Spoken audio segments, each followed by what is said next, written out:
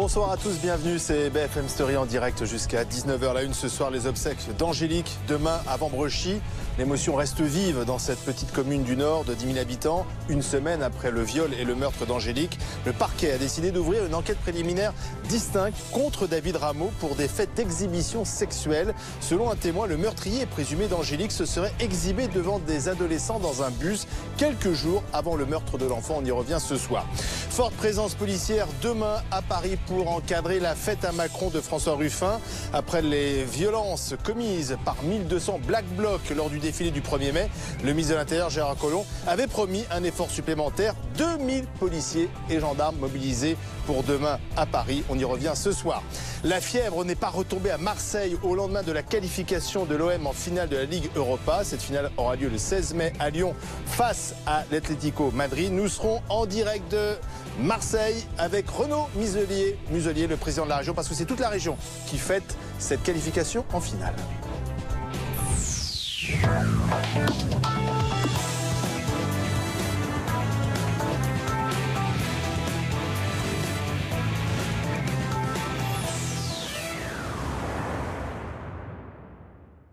17h59, bonsoir François Gapillan. Bonsoir Olivier. J-1 avant la fête à Macron. C'est comme cela que les organisateurs ont intitulé cette manifestation contre la politique menée par le président de la République. Grosse pression concernant la sécurité 3 jours après les violences dans le quartier d'Austerlitz à Paris. Précision de Rimbey. C'est un dispositif qui a été qualifié de conséquent, de puissant par le préfet de police de Paris. Et ce dispositif, il vient évidemment s'intégrer dans un contexte particulier, celui de la manifestation du 1er mai, qui a largement été perturbée. Pour la manifestation de demain, il n'y a pas, selon le préfet de police de Paris, d'appel sur les réseaux sociaux à venir perturber le cortège. Mais il y a toutefois lieu de penser, toujours selon les autorités, que des individus tenteront de s'infiltrer dans le cortège pour former un black bloc. Écoutez les précisions du dispositif de demain dévoilé par le préfet de police de Paris. Pour encadrer la manifestation elle-même, le déroulement du cortège, les forces de l'ordre, sans être au contact direct avec les manifestants, se déploieront tout au long de l'itinéraire, en particulier sur les axes parallèles et très proches, afin d'être en capacité d'intervenir dans les délais les plus brefs pour prévenir d'éventuelles exactions et bien entendu y mettre fin si elles se produisent. 2000 forces mobiles, c'est donc 500 forces de l'ordre supplémentaires par rapport à la manifestation du 1er mai. Un effectif auquel viendront s'ajouter 150 personnes du service d'ordre des organisateurs de la manifestation. Jean-Luc Mélenchon participera demain à cette fête à Macron. Lors d'une conférence de presse cet après-midi, le leader de la France insoumise a une fois encore affirmé être victime d'acharnement depuis mardi, selon lui. C'est le déchaînement depuis le 1er mai de la République en marche contre la France insoumise, ses dirigeants, ses porte-paroles, en essayant de nous assimiler d'une manière invraisemblable à la violence de groupe dont nous avons nous-mêmes eu à souffrir. Ça a pris une tournure au début curieuse, puis après franchement amusante, parce que pour trouver en nous des traces de violence, il a fallu extraire un mot ici, une affichette là, une bataille de poireaux et de feuilles de persil, que sais-je encore. Nous n'organiserons ni armée privée, ni milice privée. C'est à l'État de garantir la liberté de manifester. Et puis une centaine de cheminots ont brièvement occupé la cour intérieure du siège de la République En Marche à Paris. Cet après-midi, ils en sont ensuite sortis sans heurts face aux forces de l'ordre. Amélie Rosic est sur place. C'était peu avant 14h, une centaine de cheminots syndicalistes Sud et CGT ont forcé la porte du siège La République En Marche, ici, rue Sainte-Anne, à Paris, qui se trouve juste derrière moi. Ils sont restés environ une demi-heure dans la cour du QG du parti, lançant des slogans comme par exemple « Cheminots en colère, on ne va pas se laisser faire ». Au bout d'une demi-heure, ils ont été évacués visiblement dans le calme par la police. Aucune dégradation n'a été constatée sur place, selon une personne de la République En Marche avec qui nous avons pu parler. Pour les cheminots, ils ont annoncé que c'était un avant-goût de la grande journée de mobilisation prévue demain. C'est ce qu'ils ont expliqué. Dans l'actualité également aujourd'hui, la grève chez Air France. Les salariés grévistes réclament une augmentation de plus de 5%. Et la direction a jusqu'ici refusé et lancé une grande consultation par Internet pour accepter un accord déjà rejeté par les syndicats. On aura les résultats dans quelques minutes, en tout cas avant 19h. En cas de refus, le PDG a déjà annoncé qu'il démissionnerait. C'est un contournement de ces fondements-là. En plus, cette consultation, elle a été menée d'une façon un peu cavalière, on va dire, parce que par exemple, il y a une partie des pilotes qui n'ont pas le droit de consulter. Les pilotes Air France qui sont détachés chez Transavia, on leur donne pas le droit à la parole sur cette consultation, donc c'est parfaitement inadmissible. Cette question à présent, le meurtre d'Angélique aurait-il pu être évité? Selon nos informations, un témoin a raconté avoir vu David Rameau s'exhibant devant des adolescents dans un bus quelques jours avant le meurtre. Ce témoignage a été versé dans le cadre de l'information judiciaire en cours. Par ailleurs, les anciennes victimes de David Rameau témoignent. Agressées dans les années 90, leur récit révèle que celui qui a avoué le viol et le meurtre d'Angélique employait à l'époque un mode opératoire similaire à chacune de ces attaques. Les obsèques d'Angélique, elles, seront célébrées demain à Vambrechy.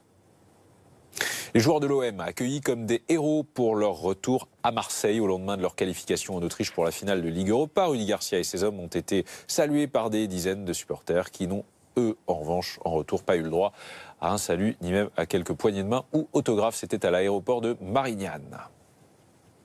Ils sont déjà concentrés sur leur finale.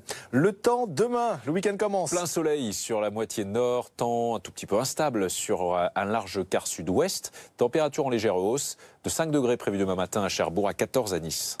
Merci François. À suivre cette fièvre marseillaise qui ne retombe pas. Nous serons avec Renaud Muselier, le président de la région PACA qui hier était à Salzbourg et qui nous parlera de cette fièvre. Et puis la fête à Macron, un dispositif policier exceptionnel pour éviter le Black Bloc. A tout de suite dans BFM Story.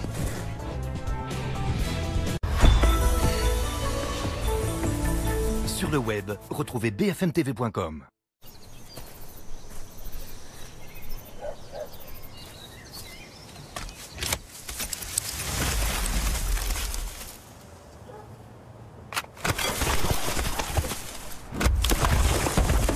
Gamme à batterie Steel. C'est comme si c'était fait. Steel, la performance est notre exigence. Et avec la nouvelle tondeuse à batterie Steel, c'est aussi comme si c'était fait. Avec Zoé, roulez en liberté. Libre de vivre les sensations de la conduite électrique, de goûter à des expériences inédites. Libre de pouvoir recharger simplement, chez vous ou ailleurs. Libre d'écouter la mer, la route ou juste le silence. Renault Zoé, la meilleure autonomie de sa catégorie. Renault Zoé, à partir de 129 € par mois, prix et son installation incluse. Excellence. L'exaltation des sens. Si fin, si intense. Excellence. Savourez l'inattendu avec excellence à la pointe de fleur de sel. Lindt, maître chocolatier suisse. Tu cherches un hôtel taillé pour ton budget? Maintenant, TripAdvisor examine plus de 200 sites pour trouver l'hôtel que tu veux au prix le plus bas. Merci, Giuseppe. Trouve un prix qui te va. TripAdvisor, les avis les plus récents, les prix les plus bas. Si chez Fleury Michon, ils ont pu créer une filière d'élevage sans antibiotiques, sans OGM, c'est un peu grâce à nous. Parce qu'à un moment, on a su travailler différemment. Maintenant, si vous avez toujours des doutes, venez vérifier par vous-même. Venez vérifier sur fleurymichon.fr. i24 News, c'est la chaîne internationale diffusant depuis Tel Aviv, Paris, New York et Washington, l'information numéro 1 du Moyen-Orient. Retrouvez i24 News sur tous vos écrans, TV, web et mobile. i24 News, voir plus loin. Je m'appelle Annabelle et ça fait 2 ans que je suis diététicienne chez Comme J'aime. Mincir seule, c'est vraiment pas facile. Mais quand on est accompagné, c'est beaucoup plus simple. On est là pour aider nos clients, pour les encourager et pour leur donner de bonnes habitudes alimentaires. Et quand ils ont atteint leur objectif, on est vraiment fiers. J'ai perdu 11 kilos en 3 mois avec Comme J'aime. J'ai perdu 18 kilos avec Comme J'aime. Testez une semaine, c'est gratuit. Appelez le 0800 109 108. 0800 109 108. Ou rendez-vous sur commej'aime.fr. commej'aime.fr.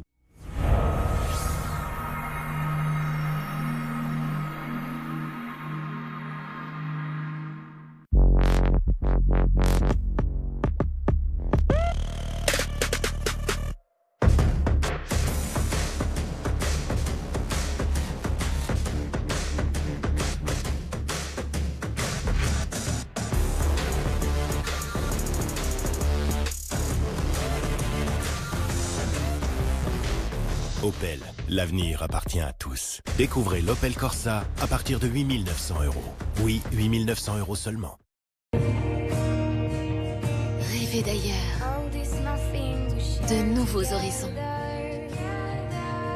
piloter de nouveaux projets, cultiver ses talents. Nouvelle-Aquitaine, osez l'esprit nouvelle vague.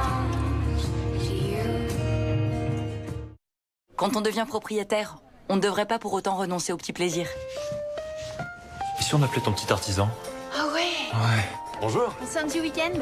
Bon week-end. Ne renoncez pas aux petits plaisirs. Confiez-nous l'assurance de votre prêt immobilier et économisez jusqu'à 15 000 €. En plus, nous résilions pour vous votre ancien contrat. Groupama, la vraie vie s'assure ici. Et si la technologie nous permettait d'explorer de nouveaux horizons? De vivre en toute sérénité et sécurité? Et de nous donner du temps pour ceux qui comptent vraiment. Vous aimeriez? C'est possible avec les technologies Jeep. Jeep Compass à partir de 22 600 €. Jeep Renegade à partir de 16 600 €. Rendez-vous sur jeep.fr. L'argent, l'argent. Qu'est-ce que l'argent? Tu m'as fait tellement mal. Ne vous fiez à personne. Riviera, votre nouvelle série événement, tous les mercredis à 20h55 sur numéro 23. 3 escape games inédits. 3 scénarios originaux. Mr. James, avec Renault Capture. Le Signal, avec Renault Kadjar. Le Collectionneur, avec Renault Koleos. Êtes-vous prêt à vivre un escape game hors du commun avec les SUV Renault? Inscrivez-vous maintenant sur mission-suv.renault.fr.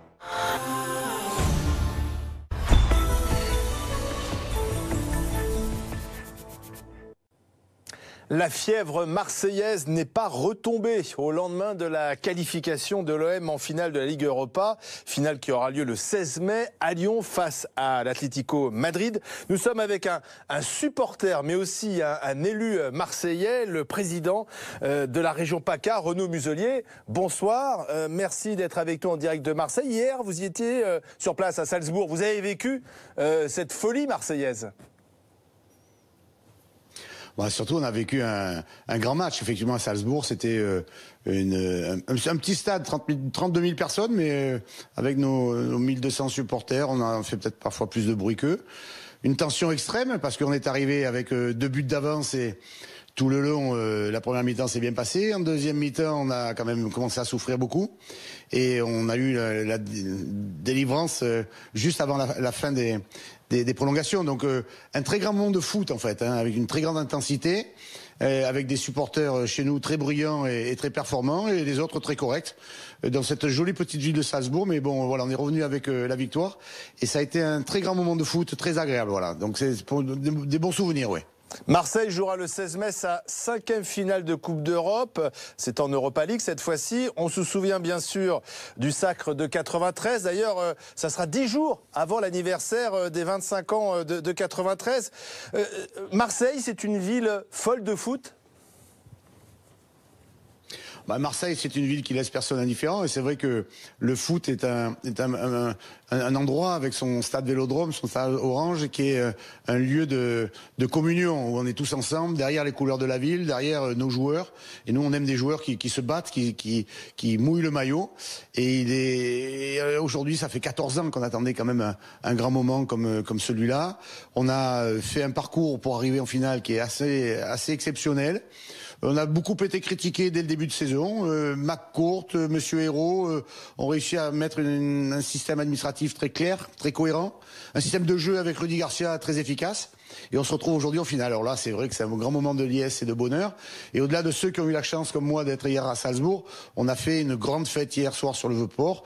Et le peuple de Marseille a montré qu'il savait faire la fête sans rien casser, tout en s'amusant. Et c'est le bon côté de Marseille, tel qu'il sait le montrer, c'est-à-dire populaire, gai, enthousiaste.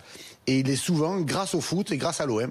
Et aujourd'hui, finalement, c'est toute la France qui nous soutient. Alors justement, et ça, c'est aussi un bon moment. Justement, la ferveur pour l'OM dépasse Marseille et le peuple de Marseille, parce que des supporters de l'OM, il y en a un peu partout en France. Comment vous l'expliquez? Marseille, c'est finalement la revanche de la province sur Paris, la revanche de la cité phocéenne sur la capitale? Bah, la revanche, ça voudrait dire qu'on a quelque chose qu'on en devrait. Non, nous on doit rien. Nous on est Marseillais, on est fiers de l'être, et on a la revanche à prendre sur personne. On est une ville un peu particulière, c'est vrai, très indépendante, très rebelle en fait, très libre et très joyeuse. Mais aujourd'hui, on est content de faire en sorte que le PSG, écoutez, ils sont pas en finale. On va aller jouer à Lyon. Monsieur Aulas aura le plaisir de voir une finale dans son stade. Voilà. Alors donc justement, nous, on est content de montrer qu'on joue bien au foot, voilà, et que le peuple français nous soutient, parce qu'on est un club qui a une âme, une très grande âme.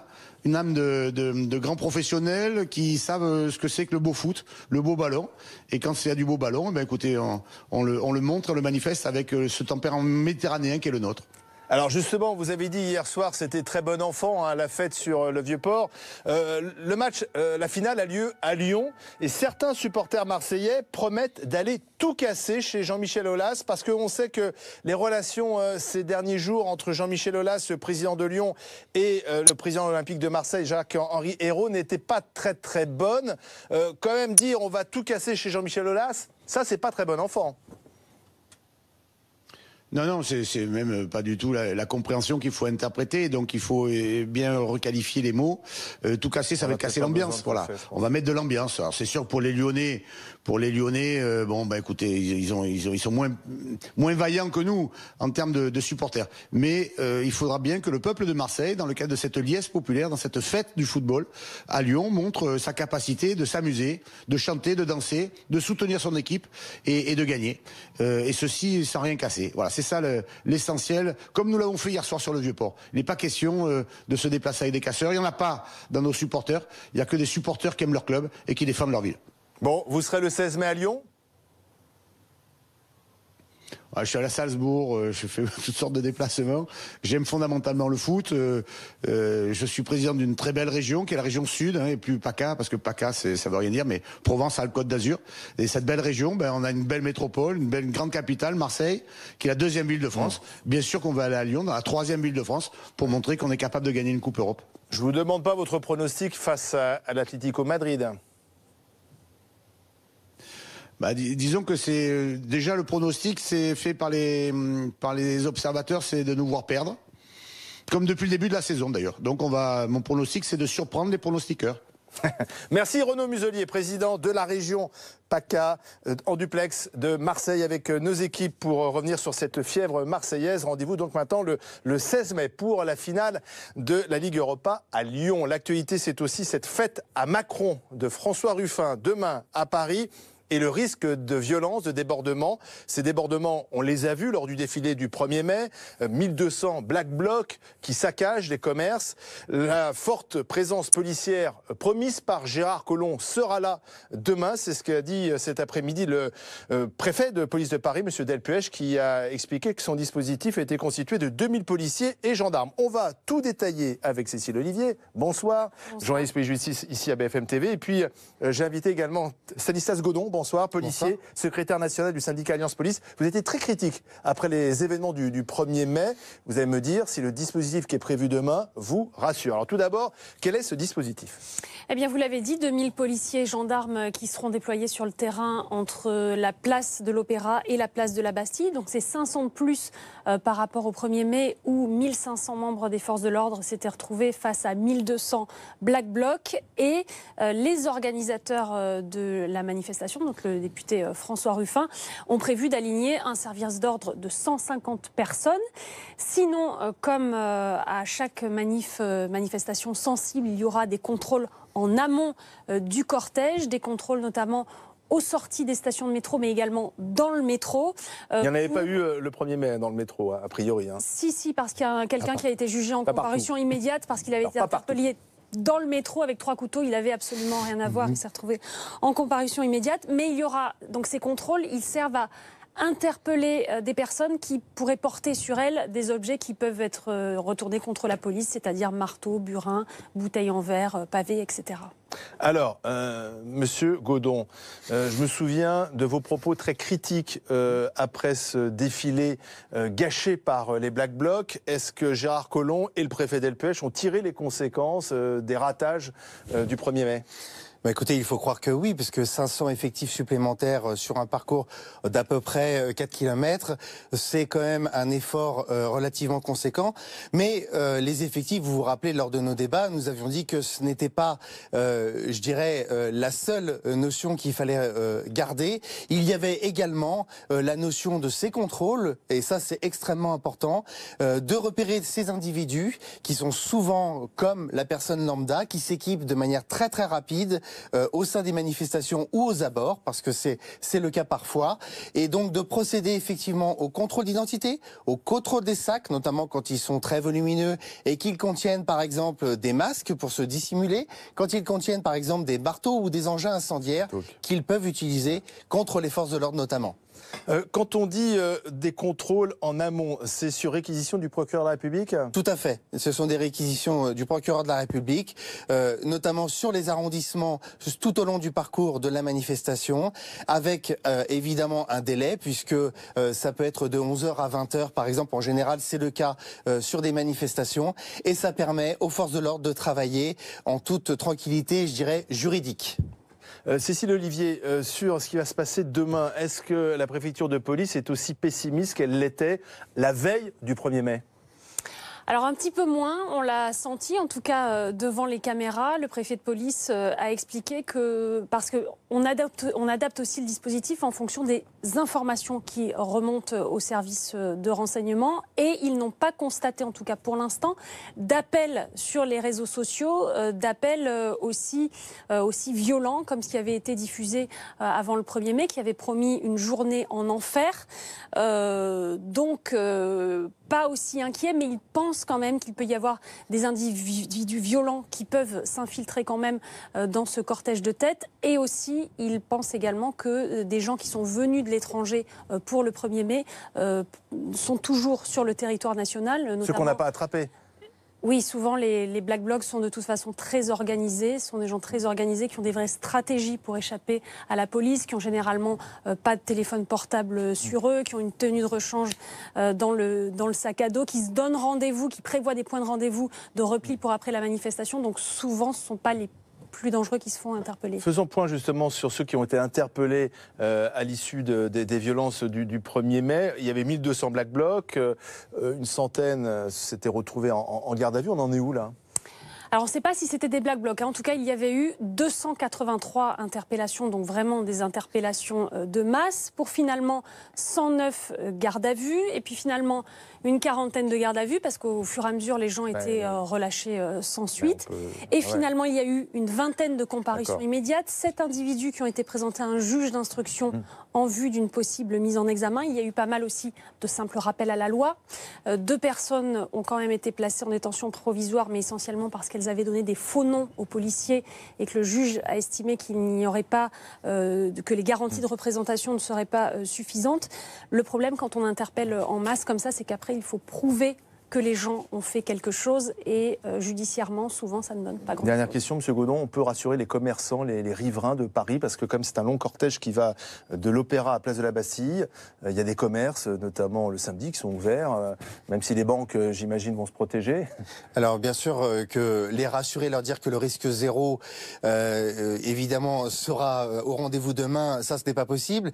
Maintenant, il y a un dispositif important. Nous, ce qu'on attend, c'est également des ordres extrêmement rapides, d'intervention, précis, d'intervention. Plus rapide que mardi. Exactement. D'ailleurs, l'illustration du bilan qui vient d'être fait montre bien que plus on tarde et moins on attrape en fait ceux qui ont été au rendez-vous pour tout casser ou commettre des méfaits notamment. Merci à tous les deux. L'actualité en direct sur BFM TV. À l'instant, on apprend que l'accord d'entreprise sur une augmentation des salaires proposé par la direction d'Air France a été rejeté par une majorité des salariés. C'est un coup de théâtre, d'autant plus que le PDG de la compagnie, Jean-Marc Janeillac, est allé jusqu'à mettre sa démission dans la balance. On l'écoute.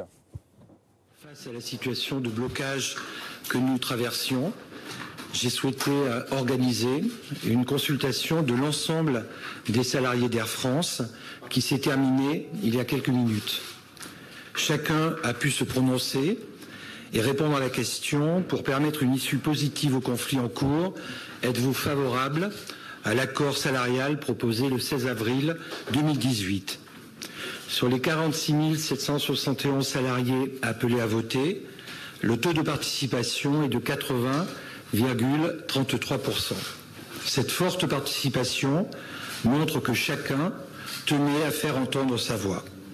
Je veux aujourd'hui remercier chaque salarié d'Air France qui a choisi de s'engager à ce moment crucial de la vie de notre compagnie, quel que soit le sens de son vote. Avec 55,44% des suffrages exprimés, les salariés se sont majoritairement prononcés pour le non. Je n'ignorais pas que toute démarche de consultation de ce type comportait le risque que s'expriment, au-delà de la question posée, toutes les insatisfactions et les impatiences encore nombreuses dans la compagnie. Au-delà des attentes salariales, ce vote est la traduction de malaise. Il appelle une transformation profonde. En cohérence avec l'engagement que j'ai pris dès le lancement de cette consultation, j'assume les conséquences de ce vote et je remettrai dans les prochains jours ma démission au conseil d'administration d'Air France et à celui d'Air France KLM. J'espère que mon départ permettra de créer une prise de conscience collective et d'amorcer les conditions d'un rebond. J'ai toujours cette conviction forte, celle qui m'a conduit en 2016 à rejoindre ce groupe. Air France et Air France KLM disposent de tous les atouts pour être un des plus beaux groupes de ce secteur. En moins de 2 ans, les résultats accomplis le prouvent. Nous avons lancé une nouvelle compagnie aérienne, accompagné le développement de Transavia, poursuivi la montée en gamme et la rénovation des cabines et des salons et accueilli de nouveaux avions dans notre flotte. Après des années de stagnation, nous avons repris le chemin d'une forte croissance de l'offre. En 2017, nous avons également ouvert le capital du groupe à Delta et à China Eastern, créé une joint venture globale unique avec Virgin Atlantic et Delta, lancé notre partenariat avec Jet Airways, tout ceci nous ayant permis de développer et renforcer notre réseau et notre présence mondiale. En 2017, nous avons aussi amélioré notre résultat d'exploitation et avons largement partagé cette amélioration avec nos salariés grâce au doublement de l'intéressement. Notre dette a été réduite de 2 milliards d'euros, confortant la solidité financière du groupe. Même si les marges de progression restent importantes, Air France était sur le chemin de la réussite. Et je ne peux que regretter que cette dynamique n'ait pas été comprise et partagée. 13 journées de grève et plus de 2 mois de conflit ont affaibli Air France, compromettant sa performance et son avenir. C'est un immense gâchis qui ne peut que réjouir nos concurrents, fragiliser nos alliances et déboussoler nos équipes. J'ai conscience que les efforts de ces dernières années ont été un engagement de tous les salariés pour leur avenir. Certaines organisations syndicales pensent que ces efforts devraient être remboursés. C'est économiquement impossible et ce serait surtout un suicide. Dans un marché mondial hautement concurrentiel et qui ne nous attend pas, Air France n'a pas les moyens de perdre plus de temps, de subir des divisions internes et de faire douter ses clients, ses partenaires comme ses actionnaires. J'espère désormais qu'Air France saura se donner les moyens de son rebond, saura engager sa transformation profonde, saura dépasser un dialogue social dont le fonctionnement appartient à un autre temps et surtout saura oublier les clivages et les rancœurs pour sortir de la défiance qui la mine. Avec le sentiment de m'être sincèrement et totalement engagé depuis 2 ans, j'ai ce soir un immense regret que nous n'ayons pas, au sein d'Air France, été capables de recréer les conditions de la confiance. Je vous remercie. C'est une surprise. Le référendum voulu par le patron d'Air France, finalement, a été rejeté par les salariés de la compagnie. Et donc, comme il s'était engagé à le faire, Jean-Marc Janaillac, le PDG de la compagnie, qui avait mis sa démission dans la balance, remet son poste en jeu et démissionne. On va revenir sur le résultat, donc ce rejet du projet d'accord salarial par les salariés à 55%, avec forte participation, 80% de participation, 46 000 salariés qui ont participé au vote. Avec Frédéric Bianchi, notre confrère de BFM Business. Bonsoir Frédéric. Et puis notre consultant transport Gérard Felzer. Frédéric, c'est quand même une surprise. Ah ben c'est une surprise colossale, monumentale. On en discutait tout à l'heure, on était persuadés que on pensait en tout cas que le oui allait passer. Alors pourquoi on pensait que le oui allait passer? Parce que d'abord il y a une minorité seulement de pilotes, il faut le rappeler, qui sont en grève depuis plusieurs jours. On était à 18,8 hier, on est à 21,5 aujourd'hui. Donc c'est quand même une minorité de pilotes. Minorité qui elle-même est une minorité auprès des salariés d'Air France. Donc une consultation sur l'ensemble des salariés, on pensait qu'une majorité de salariés, on pense qu'au total chez Air France c'est entre 5 et 10% le taux de grévistes au global. Donc on s'est dit il y a 95% de gens qui font pas grève, ils vont voter oui. Eh bien non, ils ont voté non. Et en plus il y a une très large majorité, je crois que le vote est même pas contestable. 80% de gens qui sont exprimés, 55% qui rejettent le résultat. Donc c'est un camouflet pour la direction et c'est même un cataclysme pour la compagnie. Alors on va y revenir sur les conséquences, mais Janaillac semblait assez sûr de son fait, un peu comme le général de Gaulle, il avait dit vous votez oui ou sinon je m'en vais. Eh bien les salariés ont dit chiche, ils ont voté non, il doit partir. La réponse est dans la question qui a été posée. C'est vous acceptez, vous refusez. Un oui-non, on sait que c'est extrêmement dangereux. D'ailleurs, les gens votent pour des raisons qui sont autres que la question qui a été posée. La question précise. Donc c'est un échec pour le président avant tout. C'est un échec pour son équipe qui a peut-être posé une question extrêmement dangereuse parce qu'il y a tous les clivages qui s'expriment dans le non. Il n'y a pas que ça. Quand on fait la méthode Blanc, il y a plus de 20 ans maintenant, Christian Blanc, pardon. Oui, il a relancé la compagnie qui était en très grande difficulté déjà à l'époque. Il s'est pris d'une façon différente. Il n'a pas mis sa carrière en jeu au sein d'Air France, mais il a fait un questionnaire ouvert, très large, sur ce que pensaient les gens de la situation, sur les améliorations à apporter, sur les inquiétudes. C'est une façon aussi de concerner les gens. Je pense que s'ils avaient joué plutôt ça que de dire oui-non pour les augmentations de salaire, ça aurait pu se passer complètement différemment. On va rappeler quand même sur quoi reposait ce vote qui a pris fin donc en fin d'après-midi. Il portait sur un texte qui prévoyait des augmentations générales de salaire de 7% sur 4 ans. S'ajoutaient des augmentations individuelles. On est dans un contexte social difficile. C'était aujourd'hui la 13e journée de grève à l'appel quand même de 11 syndicats de tout métier. C'est d'ailleurs une grève qui coûte très cher à la compagnie. Donc ce soir, on est en quelque sorte dans une impasse. Le PDG s'en va, mais le conflit demeure. Ah, le conflit demeure plus que jamais. Enfin, on sait pas. On sait pas ce qui peut se passer en fait. C'est vraiment le no man's land. On ne sait pas ce qui va se passer. Donc on rappelle, voilà, 7% d'augmentation salariale. C'était ce que proposait la direction sur 3 ans. En plus des augmentations individuelles. Les syndicats réclamaient, eux, 5,1% dès cette année, tout de suite. Alors, parce que la compagnie a dégagé de l'argent ? Parce que la compagnie a effectivement dégagé de l'argent, mais elle est beaucoup moins rentable que les autres compagnies du secteur. Alors pourquoi la compagnie a dégagé de l'argent ? Parce qu'effectivement, elle a gelé les embauches et une partie des salaires depuis quelques années pour justement pouvoir se relancer. Donc elle a fait ça et les syndicats disaient, bon ben voilà, maintenant on s'est serré la ceinture, maintenant il faut que ça paye. Sauf que aujourd'hui, la compagnie n'est pas de loin la plus rentable du secteur. Elle est fortement concurrencée par les compagnies du Golfe, qui sont de plus en plus performantes, par les compagnies de low cost. Vous savez, ces compagnies low cost, on connaît bien, les Ryanair, les EasyJet. Et bien maintenant, il y a des compagnies low cost qui font du long courrier, qui vous amènent à New York pour une poignée d'euros. Voilà, Air France est concurrencée par ces compagnies-là. Donc il y a de la concurrence de partout, dans le haut de gamme, dans l'entrée de gamme, dans le low cost. Donc voilà, Air France est un peu écrasée. Les compagnies concurrentes en Europe, Lufthansa, British Airways, se sont réformées. Elles ont pu, difficilement, on voit qu'il y a toujours des grèves chez Lufthansa, c'est difficile, mais elles ont pu le faire. Air France n'est pas arrivé. Aujourd'hui, on ne sait pas du tout comment ce conflit va sortir de l'impasse. Alors, justement, comment on en arrive là? Parce que c'est une compagnie qui sortait un peu la tête de l'eau, Air France, dans un secteur très concurrentiel. Frédéric vient de le rappeler. C'est vrai que ça fait quand même maintenant 13 jours de grève. C'est 300 millions d'euros de pertes pour Air France, cette grève. Il y a même des leaders syndicaux comme Laurent Berger qui estimaient qu'il fallait voter oui à ce référendum et que les pilotes allaient trop loin et mettaient en danger la compagnie. Pourquoi, finalement, en arrive-t-on là?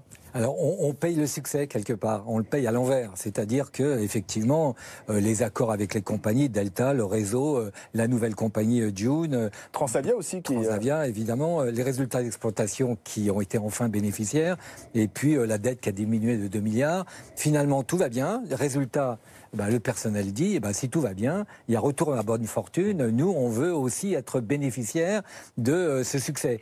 Et ils ont placé les curseurs qui étaient vraiment différents. C'est les pilotes qui sont les plus déterminés en ce conflit, alors que ce sont les mieux payés de la compagnie. Oui, alors on se tient par la barbichette un petit peu, parce que c'est la carpe et le lapin. Les syndicats seuls ont besoin des pilotes pour bloquer la compagnie.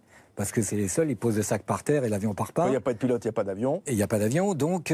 et en même temps, les pilotes, eux, ils disent, oui, mais nous, on est une population, on est d'accord avec vous, c'est 6% pour tout le monde, mais nous, on est un secteur à part, avec des contraintes à part, etc., donc on va réclamer encore plus. Donc ils ont levé encore... 10%. 10% d'augmentation dès cette année. Donc, ils sont déjà parmi les pilotes au monde les mieux payés. On peut donner des chiffres. Un pilote Air France aujourd'hui, c'est un commandant de bord. C'est 250 000 euros bruts par an.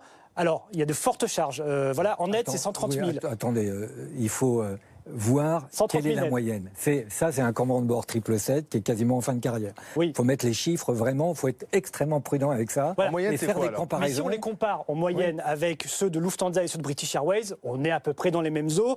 Sur le net, un peu moins que les Allemands, mais un peu plus que les Anglais, en tout cas en moyenne, toujours. Les copilotes, idem, peut-être un petit peu moins sur le net, parce que la différence entre brut et net en France, on le sait, elle est importante, et c'est pas forcément lié à la compagnie Air France. Voilà, c'est les facteurs exogènes, c'est-à-dire qu'il y a des taxes qui ne sont pas les mêmes, notamment chez KLM et notamment dans les compagnies scandinaves, par exemple. Et il y a les facteurs endogènes qui sont une meilleure gouvernance peut-être, des meilleurs résultats par une productivité avancée, mais aussi on a des différences sensibles, comme vous l'avez dit tout à l'heure, avec les compagnies low cost. Si on veut se positionner sur les low cost, comme le fait British Airways, le groupe, ou Lufthansa, on accepte des conditions de salaire qui sont évidemment pas les mêmes.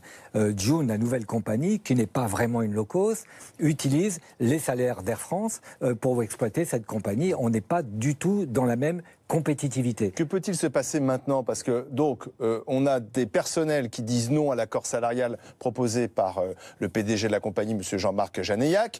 Il avait donc conditionné son maintien en poste au résultat de cette consultation. C'est un camouflet. Il s'en va. Il vient de l'annoncer en direct sur BFM TV. Que peut-il se passer maintenant? Mais il va falloir nommer un nouveau PDG. Parce que jusqu'à présent, les syndicats, ils négociaient pas tant d'ailleurs avec Janeillac qu'avec le directeur général et le directeur des ressources humaines. Et c'est avec eux que ça se passe mal. Il y a un problème de management peut-être aussi chez Air France. Parce qu'avant, il y avait un responsable avec qui ils négociaient, avec qui ça se passait pas trop mal. Ils ont lancé June, on le rappelle, la compagnie, pas low cost, mais la compagnie pour les jeunes, qui a été lancée avec un relatif succès il y a 1 an et demi. Donc ça se passait bien. Depuis que la négociation est entrée avec le directeur général et DRH, là ça crispe. Il y a des crispations et c'est là que ça bloque. Janeillac n'était pas en première ligne des négociations. Il n'était pas en première ligne. Il a mis son poste de PDG en jeu, mais c'était pas lui qui était en première ligne. Sauf que, même s'il n'est pas en première ligne, c'est lui le symbole de la compagnie. Sans symbole, avec qui ils vont négocier les syndicats? Est-ce que c'est pas quand même une très mauvaise nouvelle pour Air France? Par exemple, est-ce que KLM, qui est associé à Air France, ne va pas dire à un moment donné stop, il y en a marre de cette compagnie toujours en grève? Ils disent déjà. Ils le disent déjà. Ils le disent déjà. Il y a un contrat qui est quand même lié on ne peut pas partir comme ça. KLM n'a pas les moyens aujourd'hui de dire on va voir ailleurs. Oui. Mais si la compagnie Air France va très très mal, et qu'on se met dans le giron d'un autre investisseur, une grande compagnie, hein, je rappelle, c'est plus une compagnie d'État, hein, c'est une compagnie privée aujourd'hui. Eh bien, effectivement, KLM pourrait sortir, et là, on se retrouve extrêmement fragilisé. Et le syndrome Alitalia, il n'est pas complètement fermé pour le coup. Oui, il faut donner un nouveau PDG pour négocier, et puis ça va prendre du temps. Enfin voilà. Alors, Air France en crise, un PDG qui démissionne. Nous sommes avec Mathias Tesson devant la direction d'Air France. C'est le coup de théâtre ce soir. Donc, les personnels d'Air France ont rejeté à 55,44% le projet d'accord salarial proposé par leur président, qui avait mis sa démission dans la balance et qui a donc démissionné il y a quelques minutes. C'était en direct sur BFM TV. Coup de théâtre en effet, hein, puisque les tout derniers bruits faisaient plutôt état d'une réponse positive. Eh bien, ça a été clairement l'inverse. C'est une réelle surprise. Il y avait beaucoup d'amertume dans la voix de Jean-Marc Janaillac lors de cette conférence de presse, qui a donc officiellement ce soir annoncé sa démission du groupe Air France KLM. Il la remettra dans quelques jours au conseil d'administration du groupe. Il l'avait annoncé il y a 2 semaines, hein, lorsqu'il avait proposé cette consultation aux salariés. Il avait mis clairement son poste en jeu, et à la question: êtes-vous favorable à ces propositions salariales faites par le groupe Air France? On rappelle que Air France avait proposé près de 7% d'augmentation de salaire sur 4 ans. La réponse a été clairement non. Près de 40 000 salariés d'Air France ont pu s'exprimer, 80% de participation, et un non qui l'emporte assez clairement, puisque le non l'a emporté à hauteur de 55%. Merci Mathias Tesson. Donc beaucoup de questions finalement qui ne sont pas réglées ce soir avec le rejet par les salariés d'Air France de cet accord sur les salaires, une augmentation de 7% sur plusieurs années. C'était la direction qui avait proposé cet accord, puisque le conflit social ne trouvait pas d'issue. Nous sommes aujourd'hui dans la 13e journée de grève, toujours à l'appel de 11 syndicats de tous les métiers d'Air France.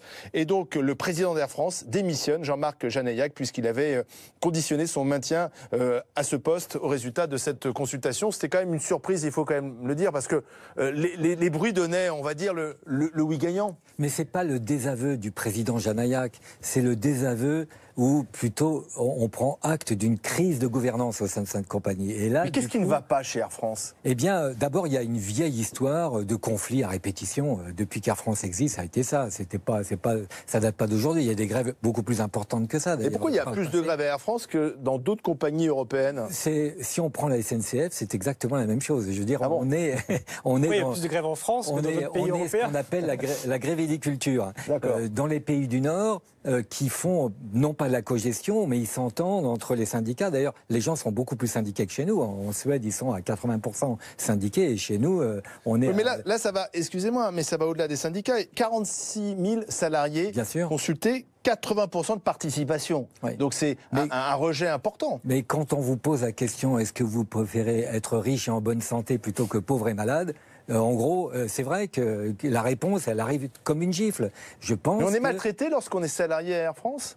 Je pense pas. J'y étais pendant 30 ans. C'est pour ça que je vous pose la question. C'est vrai que je suis un grand privilège parce que j'étais commandant de bord, donc on peut pas se plaindre des salaires. Alors on peut toujours avoir plus, mieux, etc.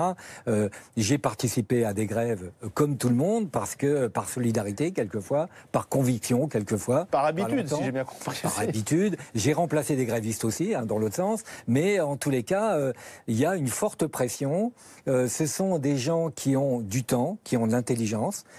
Et qui, face à une direction qui n'est pas toujours armée, et il est vrai qu'il n'a pas eu le temps, tout simplement, Janaillac, de réformer sa gouvernance. Il était là depuis combien de temps, Janaillac ? Il est arrivé en 2016, Janaillac, donc c'était 2 ans pile. C'est vrai qu'il était là. Qui peut le remplacer ? Il y a déjà des noms qui circulent ? Il y a toujours des envies, c'est un poste. Alors là, je ne suis pas inquiet sur les candidatures. Qui nomme ? Parce que c'est souvent. Alors, qui nomme, normalement, politiques. c'est le conseil d'administration. Sauf que dans le conseil d'administration, il y a les intérêts de l'État qui sont présents. Et il y a un gars qui doit lever la main en disant celui-là, j'en veux pas. C'est arrivé d'ailleurs pour nommer un directeur général ou d'autres personnes. Et en général, le poids de l'État compte encore aujourd'hui. Non pas sur les finances. Janaillac, c'était un proche de François Hollande ? C'était un proche de François Hollande. Et puis, c'est quelqu'un qui est ouvert. Il a fait du très bon boulot à Transavia, à Transdev. Là, malheureusement, il n'a pas eu le temps de recomposer son équipe.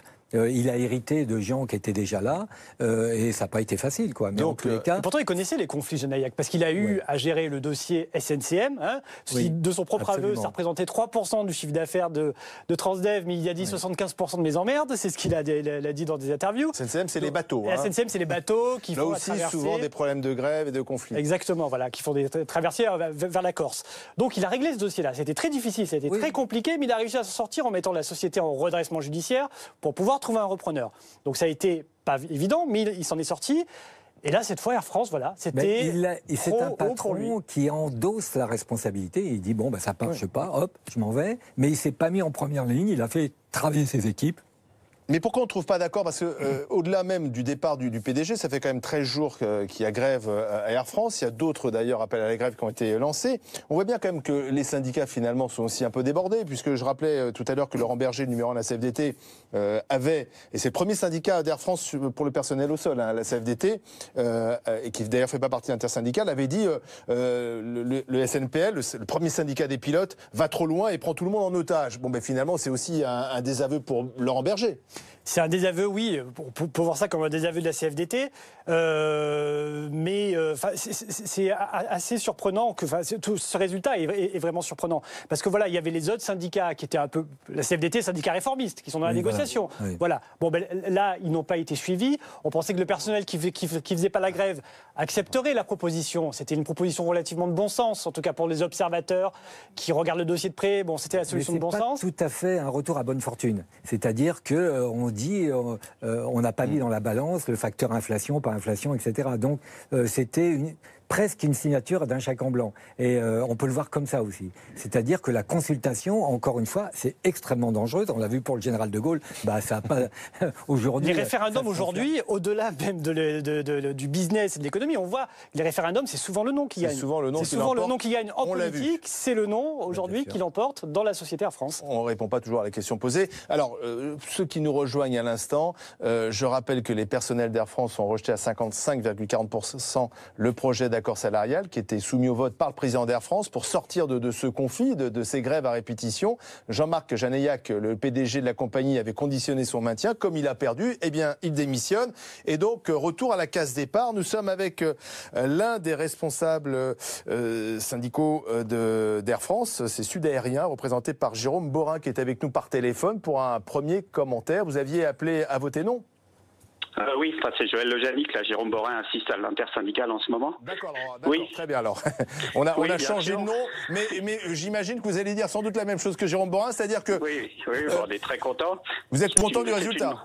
Évidemment, c'est une grande victoire, parce que la direction, depuis 10 jours, avait fait campagne de façon éhontée, avec un discours de catastrophe, monopolisant tous les moyens d'information. On recevait 3 emails par jour, des affiches partout. Alors que nous, en intersyndical, on avait juste nos tracts pour faire contre-campagne, quoi. Et puis comment vous expliquez que les salariés, finalement, ont rejeté ce projet d'accord qui propose quand même des augmentations de salaire de 7% sur 3 ou 4 ans? 3 ans. Mais non, mais parce que c'est un trompe-l'œil total, ces augmentations sur 3 ans ou 4 ans. Parce que c'est 2% uniquement cette année, et c'est 1,5% sur les 3 prochaines années. C'est juste l'inflation, et il y a même des prévisions d'inflation qui sont à 2% par an. Donc c'est même pas l'inflation dans les 3 ans à venir. Et puis le point de départ du vrai ras-le-bol des salariés qui est en phase avec leurs syndicats, c'est que ça fait 6 ans qu'on a nos salaires bloqués, on a perdu 6% face à l'inflation, et on veut un rattrapage. Et les années suivantes, évidemment, on veut un suivi de l'inflation, mais déjà qu'on solde ce bilan de 6 ans où les salariés ont fait des efforts, ont redressé la compagnie, il y a des bénéfices énormes, et on continue à avoir des augmentations misérables. Mais ce soir, il y a une crise de gouvernance à Air France. Il y a toujours ce conflit social, puisque c'est une journée de grève, et en plus, maintenant, une crise de gouvernance. Oui, mais parce que Janaillac a ce qu'il mérite, quoi. Ça fait depuis le début, il n'écoute pas les salariés, il tourne en boucle, il pense que... Là, il vous a consulté. Oui, il a reconnaissez la réponse, au moins cela. C'est vrai. Mais il a la réponse. Voilà, les salariés veulent un retour de leurs efforts. Ils en ont assez du blocage des salaires quand ils voient qu'il y a des richesses qui s'accumulent. Que M. Janaillac, lui, par contre, il n'oublie pas de bien se payer. Bon, il a un très bon salaire, pas loin du $1 million. Voilà, donc à un moment, il faut arrêter cette société à 2 vitesses où nous, on va toujours plus mal. et où nos dirigeants sont de plus en plus riches, font la fête, etc. D'accord. Une dernière question, parce que là, le temps de nommer un nouveau PDG, qu'est-ce que vous faites? Vous continuez à faire grève? Mais honnêtement, M. Janarek n'est pas un grand spécialiste de transport aérien, donc c'est pas une grande perte, il nous a pas apporté grand-chose. Et puis voilà, il y a des cadres supérieurs à Air France, il y a le directeur général Franck Terner. Bon, ils sont toujours là, tous les dirigeants d'Air France sont toujours là. On a à chaque fois des super dirigeants qui arrivent de l'extérieur, mais qui connaissent pas grand-chose. Donc non, nous, on veut des réponses, le conflit continue, et on va pas attendre un nouveau qui va encore nous dire « Ah, je découvre, je suis au courant de rien ». Non, il y a plein de gens qui sont au courant des problèmes, des salaires, voilà. Merci Joël Janik. Je rappelle que vous êtes responsable sud aérien d'Air France. Alors, en attendant, vous l'avez entendu, en attendant la nomination d'un nouveau PDG, le conflit continue, les appels à la grève également. Air France est en danger de mort? C'est difficile à dire. Air France est dans une très très mauvaise posture en tout cas. Oui, oui. Alors jusqu'à l'année dernière, Air France a gagné de l'argent. On le rappelle, moins que les autres, mais il y a eu un résultat d'exploitation positif. Là, depuis le début du conflit social, on parle de 300 millions d'euros de pertes. Ce qui veut, selon Air France, donc cette année, il risque de ne pas gagner d'argent. Donc oui, Air France est vraiment dans une très mauvaise posture. En danger de mort, c'est difficile à dire. Il y a quand même beaucoup de salariés, plus de 40 000 salariés. Voilà, on ne peut pas annoncer ça comme ça. Mais en tout cas, Air France va devoir rapidement trouver un PDG, va devoir rapidement se remettre à la table de négociation. Et là, c'est vraiment l'heure qui tourne et le compte à rebours qui a commencé là. Il ne faut pas que le compte à rebours, parce que chaque jour de grève, c'est de l'argent perdu. 25 millions d'euros par jour. Oui, c'est ça, c'est 25 millions. Et la direction disait que c'était donc déjà 300 millions d'euros perdus, ce conflit social. Oui, 5 à 6 avions. 5 à 6 avions. En fait, c'est quasiment les bénéfices qui sont en train d'être dilapidés par ce conflit. Oui, mais c'est vrai que bon, il y a quand même un chiffre d'affaires qui est en milliards, donc c'est pas tout à fait la. Je parlais des bénéfices. Oui, c'est vrai. Mais sur le chiffre d'affaires, c'est pas ça qui va révolutionner, ça fragilise, c'est clair. Moi, ce qui m'inquiète, c'est l'avenir. Si le pétrole continue d'augmenter comme il l'est en ce moment, si il y a une nouvelle crise mondiale, et c'est pas du tout exclu. Eh bien, il n'y a plus de réserve derrière. Et donc, c'est là où les négociations avec le personnel étaient un peu biaisées, parce qu'on leur dit, on vous donne tant d'augmentation par année, sans compter dedans ou sans moyenner, ou sans mettre un facteur inflation, par exemple, ou un facteur de bonne santé. Il n'est pas du tout évident que l'an prochain, il y aura des bénéfices, mais les augmentations auront eu lieu. Donc, je pense qu'une participation... ou du moins un taux participatif aurait été préférable qu'une question référendaire. Merci M. Felzer, merci Frédéric Bianchi de BFM Business, et bien sûr on y revient largement ce soir, la crise donc à Air France et la démission du PDG après l'échec de la consultation sur les salaires et le rejet par les salariés de cet accord. 18h49, l'actualité, ce sont aussi les obsèques d'Angélique. Demain, à Vambrechy, l'émotion reste vive dans cette petite commune de 10 000 habitants dans le nord de la France, une semaine après le viol et le meurtre d'Angélique. Le parquet a décidé d'ouvrir une enquête préliminaire distincte contre David Rameau, qui est le meurtrier présumé d'Angélique, pour des faits d'exhibition sexuelle. On va revenir sur toutes ces informations avec Cécile Denré, notre journaliste police-justice. Bonsoir Cécile. Et puis, nous sommes avec un médecin psychiatre, le docteur Walter Albardier. Bonsoir. Tout d'abord, expliquez-moi de quoi il s'agit, cette enquête préliminaire, qui est distincte du meurtre d'Angélique, mais qui est ouverte contre David Rameau. Selon nos informations, une femme s'est présentée aux policiers pour expliquer qu'elle avait assisté à une scène d'exhibition sexuelle. Elle a vu un homme se masturber devant des enfants et elle identifie cet homme, elle est formelle, comme étant David Rameau. Elle s'est présentée en fin de semaine dernière, donc à cette période-là, il était déjà en garde à vue pour le meurtre d'Angélique, et donc il y a une enquête préliminaire distincte qui vient d'être ouverte par les enquêteurs pour essayer de savoir si c'est bien David Rameau, puisqu'il n'y a qu'un seul témoignage pour l'instant, qui s'est livré à cet acte de masturbation devant des enfants. Pourquoi c'est intéressant? Parce qu'on sait qu'en 1994, je vous le rappelle, au moment où il a déjà commis, David Rameau, un viol, une agression sexuelle, un vol, une autre agression sexuelle, il avait donc fait une espèce d'accumulation de faits de violence dans la même semaine. Ça se joue dans un laps de temps très restreint en janvier 1994. 94 quand il commet ses délits et ses crimes. Donc là, on voit que de nouveau, peut-être, il s'était soumis à une sorte de série de faits qui sont aujourd'hui soumis à une enquête. Alors, si les faits sont confirmés, donc si effectivement, quelques jours avant de tuer Angélique, David Rameau s'exhibe devant des adolescents dans un bus, ça dit quoi de son état d'esprit à ce moment-là ? Alors, c'est difficile de se prononcer sans rencontrer cette personne. Après, ce que vous décrivez, c'est deux séries, effectivement, de deux escalades, un petit peu de passage à l'acte. Moi, il me semble surtout intéressant de penser que ce serait bien que dans ces situations-là, il puisse d'abord demander de l'aide. Alors, ça paraît très naïf ce que je dis, mais c'est quand même un peu le travail au quotidien des accompagnants et des soignants, c'est que les gens puissent, dans les moments où ils sont en difficulté, demander de l'aide. Qu'ils puissent être en contact avec un soignant, puisque finalement il n'avait pas d'obligation de soins, il était sorti de prison depuis bien longtemps, finalement il s'est tenu tranquille, semble-t-il, pendant 20 ans.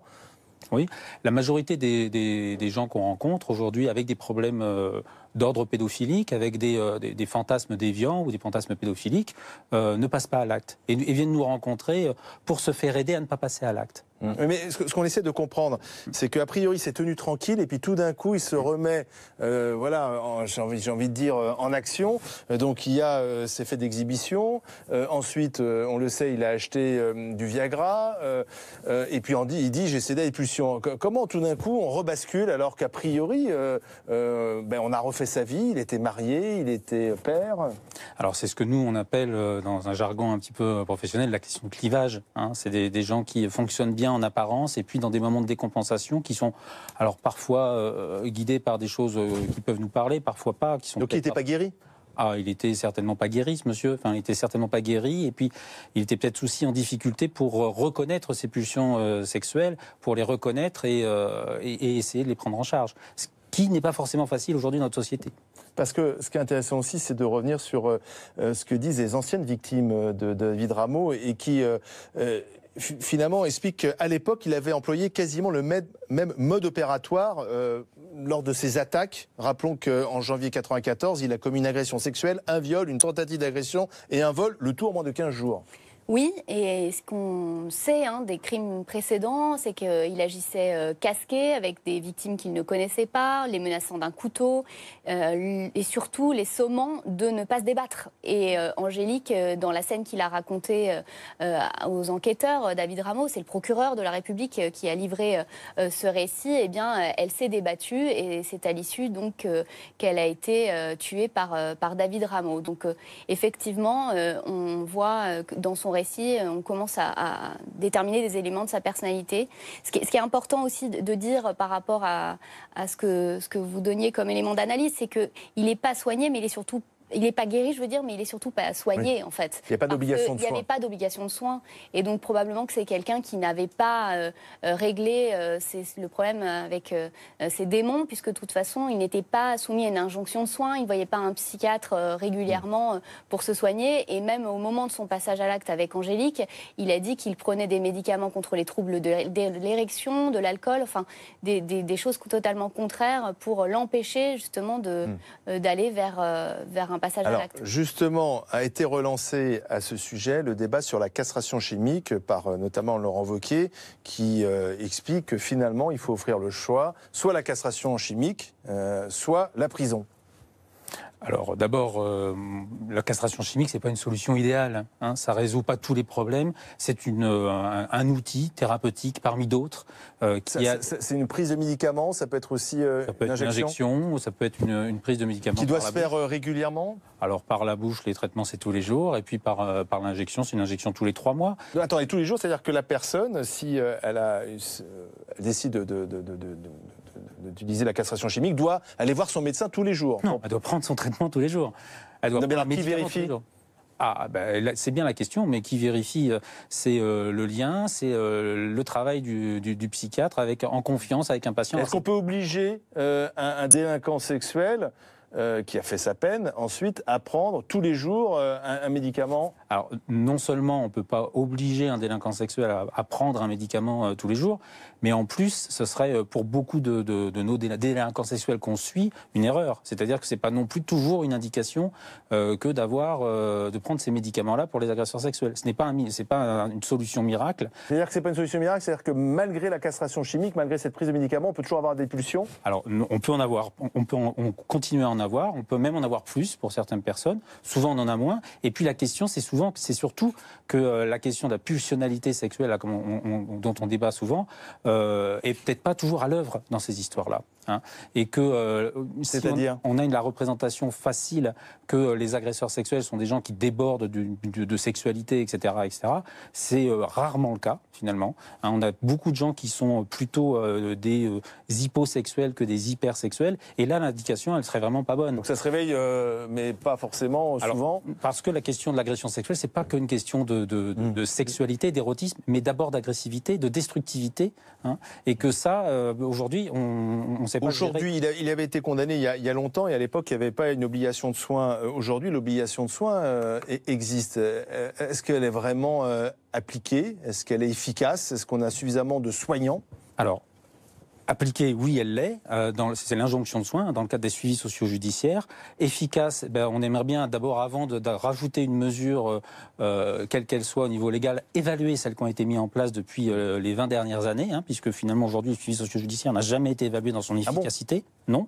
Et comme celui-là, comme aujourd'hui les traitements anti-hormonaux ou d'autres types de traitements, il faudrait déjà qu'on mette un peu les moyens pour vérifier et pour analyser un petit peu leur efficacité.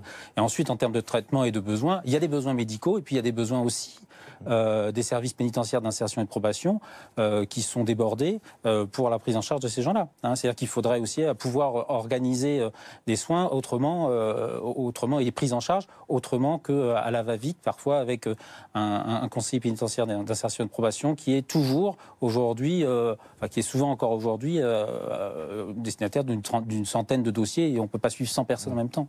Merci à tous les deux. 18h, bientôt passé de 59 minutes. Il est temps de retrouver Routel Krief. Bonsoir Ruth. Bonsoir.